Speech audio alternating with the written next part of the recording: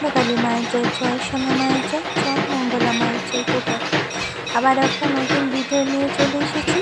আর কৃষ্ণকালী মায়ের কাছে সব সময় প্রার্থনা করি, মা গো তুমি সবাইকে ভালো রাখো, সুস্থ রাখো, সবার মনের ইচ্ছা পূরণ করো। আর তোমার ভক্তদেরকে তুমি ছাড়া কে দেখবে মা গো। তো দেখো ঘরে বসে আমরা সবাই একবার বসে থাকি কৃষ্ণকালী মায়ের দর্শন পাওয়ার জন্য। আর মায়ের পূজা দেখা সে তো অনেক সৌভাগ্যের। তো মায়ের পুজো করতে তো অনেক ভালো লাগে, মনে অনেক শান্তি, অনেক জোর পাওয়া যায়। আর এই যে দেখো কৃষ্ণকালী মায়ের কীভাবে মঙ্গলা মা প্রতিদিন পুজো করে সেটাই তোমাদের দেখাচ্ছি।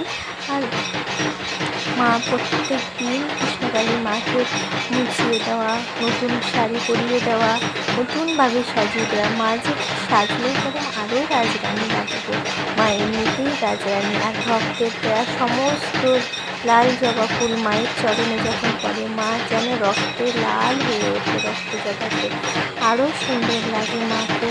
আর তারপরে মঙ্গলা মা মন প্রাণ ভরে মাকে যে পুজো করে ঘোরভাবে, মন্ত্রতন্ত্র লাগে না গো মাকে পুজো করতে, মনের ভক্তিই যথেষ্ট মাকে পুজো করতে গেলে। আর মঙ্গলা মা কোনো মন্ত্রতন্ত্র না, মনের ভক্তি দিয়েই পুজো করে মাকে। আর এই যে দেখো আরতি সমস্ত কিছু আমরা দেখি, যেন সত্যি মনে অনেক জোর পাওয়া যায় গো।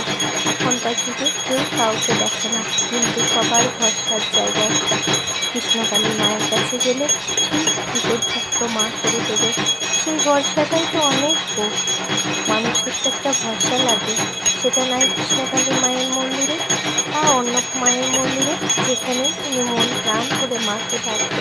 ঘরে বসে ডাকতেও তুমি পাবে, নিজের ঘরে বসে ডাকতেও মনে অনেক শান্তি পাওয়া যায় মাকে।